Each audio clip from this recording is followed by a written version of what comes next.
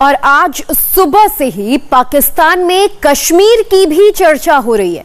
पाकिस्तान में यही पूछा जा रहा है कि 2 साल बाद पाकिस्तान के कश्मीर एजेंडे का होगा क्या, क्योंकि 2 साल बाद कश्मीर पूरी तरह से आतंक से मुक्त होने वाला है। यह ऐलान खुद जम्मू कश्मीर के उपराज्यपाल मनोज सिन्हा ने किया, जिसके बाद पाकिस्तान में तनाव बहुत ज्यादा है।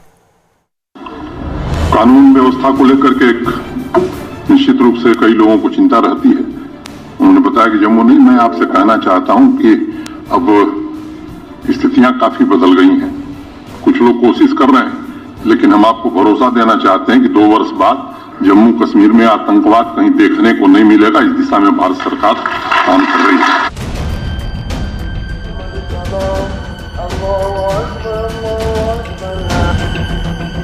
2 साल बाद जम्मू कश्मीर से आतंकवाद हमेशा के लिए खत्म हो जाएगा। ये दावा किसी और ने नहीं, बल्कि जम्मू लेकर के निश्चित रूप से कई लोगों को चिंता रहती है। उन्होंने बताया कि जम्मू नहीं, मैं आपसे कहना चाहता हूं कि अब स्थितियां काफी बदल गई हैं।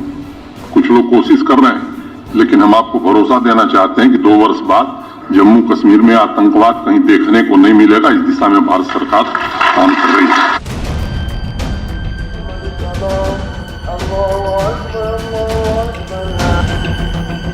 दो साल बाद जम्मू कश्मीर से आतंकवाद हमेशा के लिए खत्म हो जाएगा। ये दावा किसी और ने नहीं, बल्कि जम्मू कश्मीर के एलजी मनोज सिन्हा ने सरेआम मंच से किया,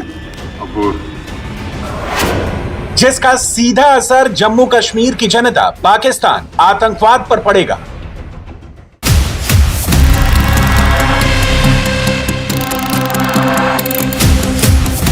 उपराज्यपाल मनोज सिन्हा ने जो कहा है, क्या ऐसा वाकई मुमकिन है?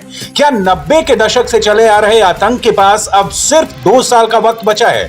आखिर ये होगा कैसे? कैसे जम्मू कश्मीर को आतंकवाद से मुक्त किया जा सकता है?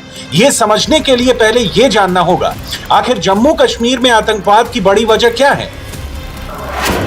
कश्मीर में आतंकवाद पाकिस्तान की स्टेट पॉलिसी का हिस्सा है। कश्मीर में आतंकी हमले करने का काम पाकिस्तान के 3 आतंकी संगठन हिजबुल मुजाहिदीन, जैश ए मोहम्मद, लश्कर ए तैयबा के पास है।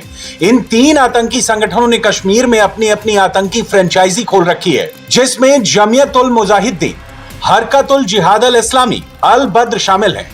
साल 2019 के बाद से 4 नए आतंकी संगठन सामने आए हैं, जिसमें TRF, Kashmir tigers, people anti fascist front और लश्कर मुस्तफा है। लश्कर तैयबा, जैश ए मोहम्मद, हिजबुल मुजाहिदीन, ये वो आतंकी संगठन है जो टीआरएफ की मदद से इस समय घाटी के अंदर आतंकवाद फैलाने की कोशिश में लगे हुए थे, लेकिन सुरक्षा बलों के आगे इन्होंने घुटने टेक दिए। ये अपना नाम बदलकर अब दूसरे आतंकी संगठनों के नाम पर इस कार्रवाई को अंजाम देने की कोशिश कर रहे हैं, लेकिन सुरक्षा बलों को इसकी पूरी जानकारी है।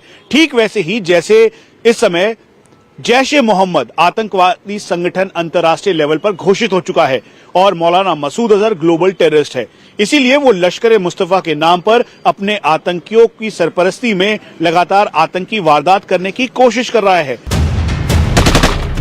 आतंकवाद को लेकर पहले दिन से ही मोदी सरकार की जीरो टॉलरेंस पॉलिसी है। घाटी में ऑपरेशन ऑल आउट तेजी से चल रहा है, जिसके नतीजे लगभग हर दिन सामने भी आ रहे हैं। दक्षिणी कश्मीर के कुलगाम इलाके में 2 अलग अलग मुठभेड़ों में सुरक्षा बलों ने 5 मिलिटेंटों को मार गिराया है और मारे गए मिलिटेंटों के पास से उनका हथियार और गोला बारूद भी बरामद कर लिया गया है। मारे गए मिलिटेंटों में एक की पहचान आफाक सिकंदर के तौर पर हुई है, जो टीआरएफ का डिस्ट्रिक्ट कमांडर था और सुरक्षा एजेंसियों को उसकी तलाश काफ़ी समय से थी। आफाक सिकंदर का मारा जाना सुरक्षा एजेंसियों के लिए एक बहुत बड़ी कामयाबी मानी जा रही है।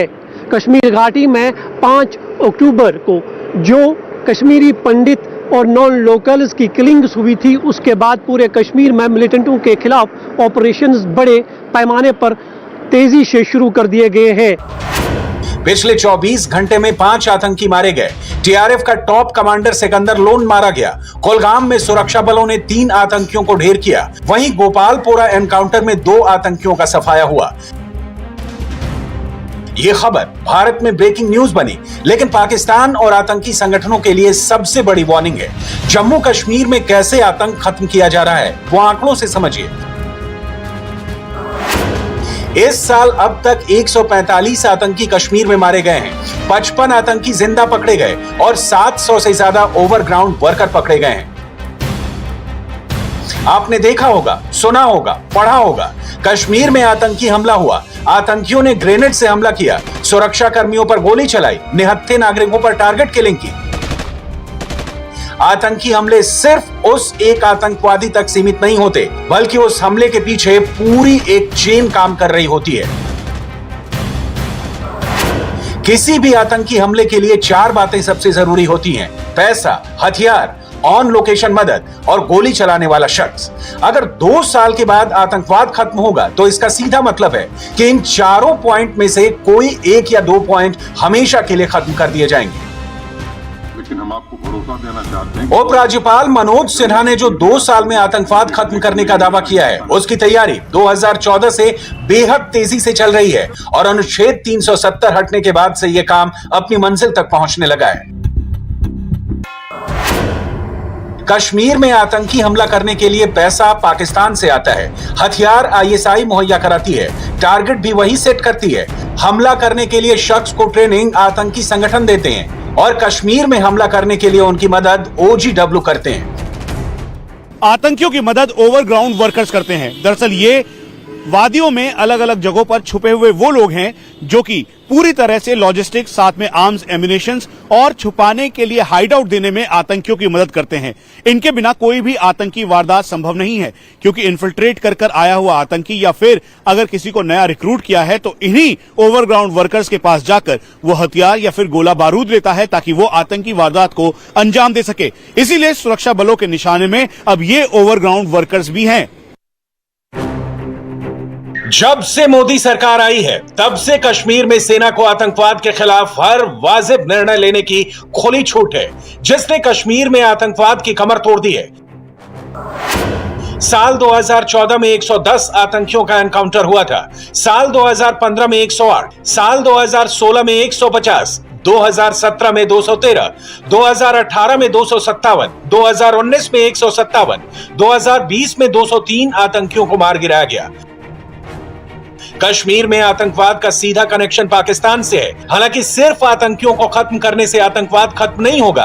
पीओके में आईएसआई ने आतंक की फैक्ट्री खोल रखी है। एक मारा जाएगा तो दूसरा आ जाएगा, इस पर भी सरकार काम कर रही है। कोई भी आतंकवादी हमला बिना पैसों के लेन देन के संभव नहीं है। कश्मीर में पाकिस्तानी जिहाद पूरी तरह से फंडिंग पर टिका है।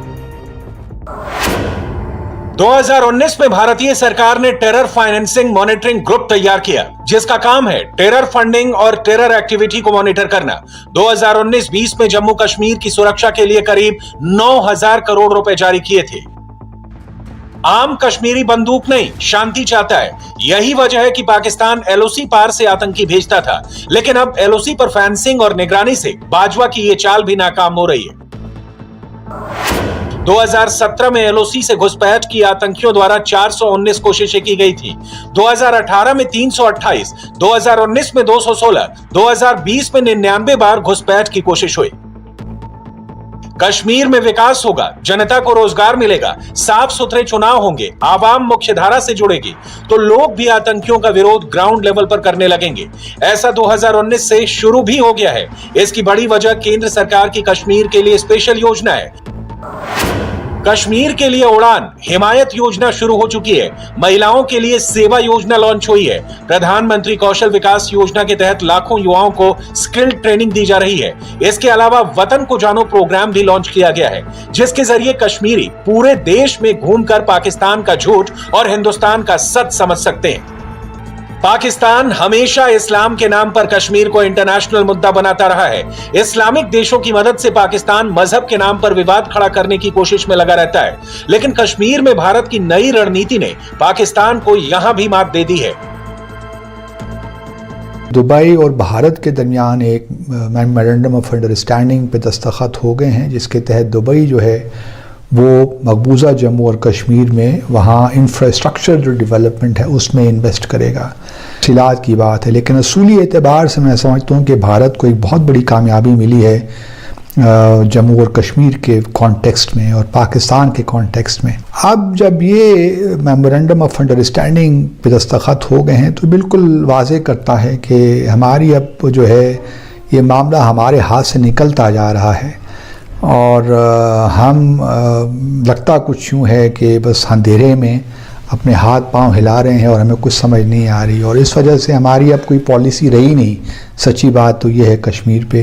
दुबई जम्मू एंड कश्मीर में बहुत बड़े पैमाने पर इंफ्रास्ट्रक्चर की डेवलपमेंट करेगा, इंफ्रास्ट्रक्चर वहां पे बनाएगा ऐसा जैसा कि दुबई में मौजूद है, जिसमें इंडस्ट्रियल पार्क्स होंगे, जिसमें टावर्स होंगे।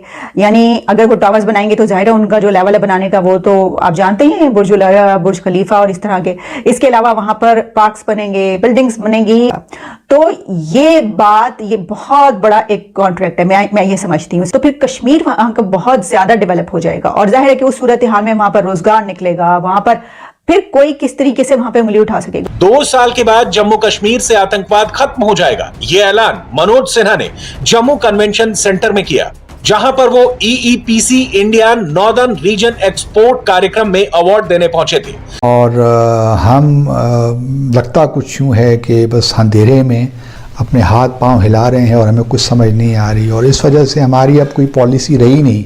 सच्ची बात तो ये है कश्मीर पे।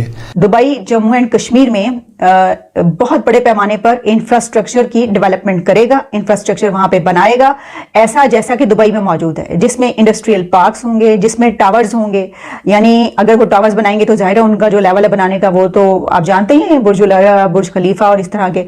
इसके अलावा वहां पर पार्क्स बनेंगे, बिल्डिंग्स बनेंगी। तो ये बहुत बड़ा एक कॉन्ट्रैक्ट है, मैं ये समझती हूँ। तो फिर कश्मीर वहां का बहुत ज्यादा डेवलप हो जाएगा और जाहिर है कि उस सूरत हाल में वहां पर रोजगार निकलेगा, वहां पर फिर कोई किस तरीके से वहां पे उंगली उठा सकेगा। 2 साल के बाद जम्मू कश्मीर से आतंकवाद खत्म हो जाएगा, ये ऐलान मनोज सिन्हा ने जम्मू कन्वेंशन सेंटर में किया, जहां पर वो EEPC India northern region export कार्यक्रम में अवार्ड देने पहुंचे थे। जम्मू कश्मीर के उपराज्यपाल ने वहां यह भी बताया कि 2 साल में जम्मू कश्मीर से एक्सपोर्ट को 1500 करोड़ रुपए से बढ़ाकर 5000 करोड़ रुपए किया जाएगा। 10 महीनों में ही 29,000 करोड़ के निवेश प्रस्ताव मिल चुके हैं।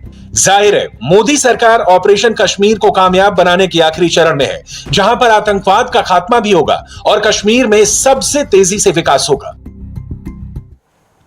इंडिया टीवी हर वक्त हर जगह डाउनलोड करने के लिए सर्च करें India TV news Google play store या ऐप स्टोर पर।